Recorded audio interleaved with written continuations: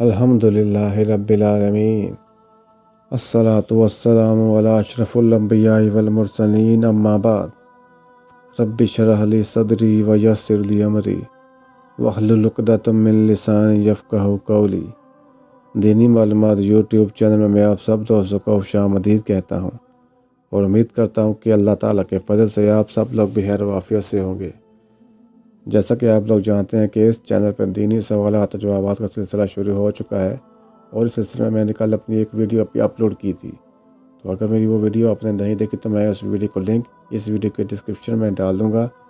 تو سب سے پہلے آپ نے وہ ویڈیو دیکھنی ہے، اس کے بعد یہ ویڈیو دیکھنی ہے۔ تو اگر آپ نئے ہیں تو میرے اس چینل کو سبسکرائب کر دیں اور بیل آئیکن کو بھی لازمی پریس کر دیں تاکہ میرے آنے والی ویڈیو سب سے پہلے آپ تک پہنچتی رہے۔ تو چلو دوستوں، بنا کسی دیر کے شروع کرتے ہیں آج کی اس ویڈیو کو۔ تو ہمارا سب سے پہلا سوال ہے، نبی کریم صلی اللہ علیہ وآلہ وسلم نے حضرت خدیجہ رضی اللہ عنہ کی حیات میں کتنی شادیاں کی تھیں؟ نبی کریم صلی اللہ علیہ وسلم نے حضرت خدیجہ رضی اللہ عنہ کی حیات میں کتنی شادیاں کی تھیں؟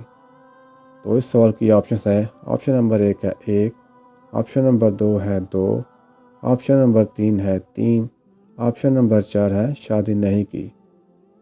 تو چلو دوستو دیکھتے ہیں کہ اس کا صحیح جواب کیا ہے۔ تو اس کا صحیح جواب ہے آپشن نمبر 4، شادی نہیں کی تھی، یعنی کہ جب تک حضرت خدیجہ حیات رہیں حضور اکرم صلی اللہ علیہ وسلم نے کوئی بھی شادی نہیں کی۔ چلو بڑھتے ہیں دوستو اپنے اگلے سوال کی جانب۔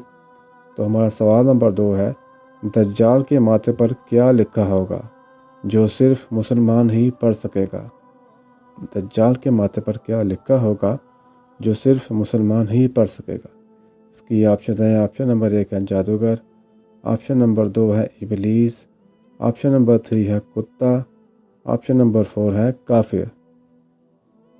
تو دوستو اس کا صحیح جواب ہے آپشن نمبر 4، کافر۔ چلو دوستو بڑھتے ہیں اپنے اگلے سوال کی جانب، اور ہمارا سوال نمبر 3 ہے، کیا عورت اپنے شوہر کو خود طلاق دے سکتی ہے؟ کیا عورت اپنے شوہر کو خود طلاق دے سکتی ہے؟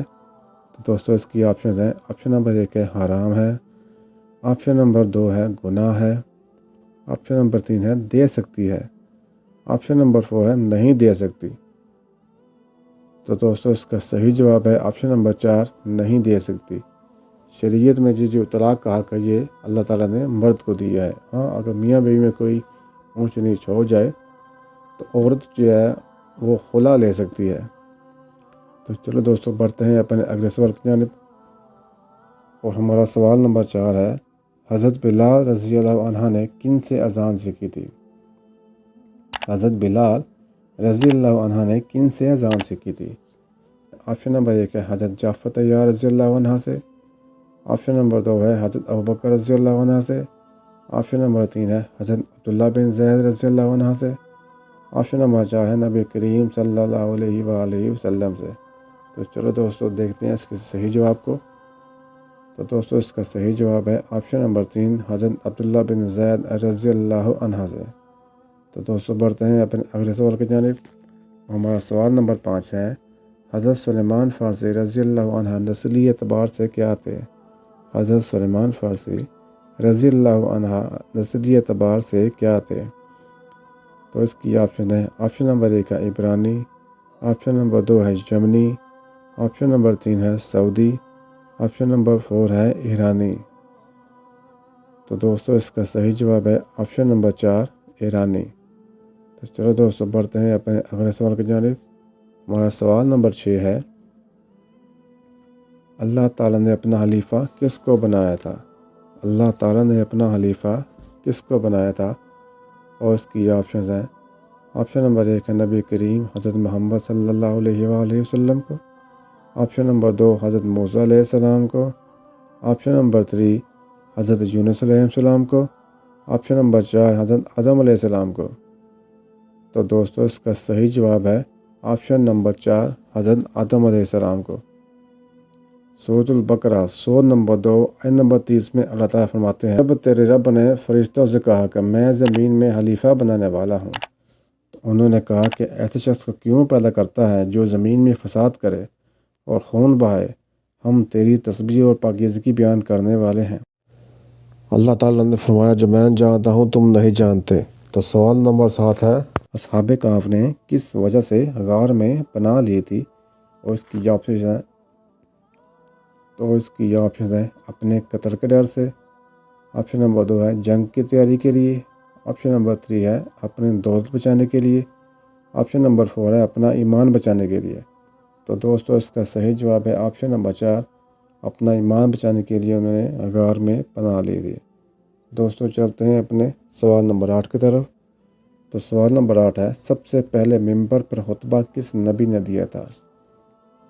سب سے پہلے ممبر پر خطبہ کس نبی نے دیا تھا؟ تو اس کی آپشن ہے، آپشن نمبر 1 ہے حضرت صالح علیہ السلام، آپشن نمبر 2 ہے حضرت ابراہیم علیہ السلام، آپشن نمبر 3 ہے نبی کریم صلی اللہ علیہ وآلہ وسلم نے، آپشن نمبر 4 حضرت نوح علیہ السلام۔ تو دوستو اس کا صحیح جواب ہے آپشن نمبر 3، نبی کریم صلی اللہ علیہ وآلہ وسلم نے جو ہے وہ سب سے پہلے ممبر پر خطبہ دیا تھا۔ تو دوستو بڑھتے ہیں اپنے اگلے سوال کی جانب، اور ہمارا سوال نمبر 9 ہے، سب سے پہلے کس شہر میں انسانی زندگی کا آغاز ہوا؟ سب سے پہلے کس شہر میں انسانی زندگی کا آغاز ہوا؟ اور اس کی آپشنز ہیں، آپشن نمبر 1 ہے شام، آپشن نمبر 2 ہے اردن، آپشن نمبر 3 ہے مکہ، آپشن نمبر 4 ہے مدینہ۔ تو دوستو اس کا صحیح جواب ہے آپشن نمبر 3، مکہ میں جو ہے وہ انسانی زندگی کا آغاز اس دنیا میں سب سے پہلے ہوا۔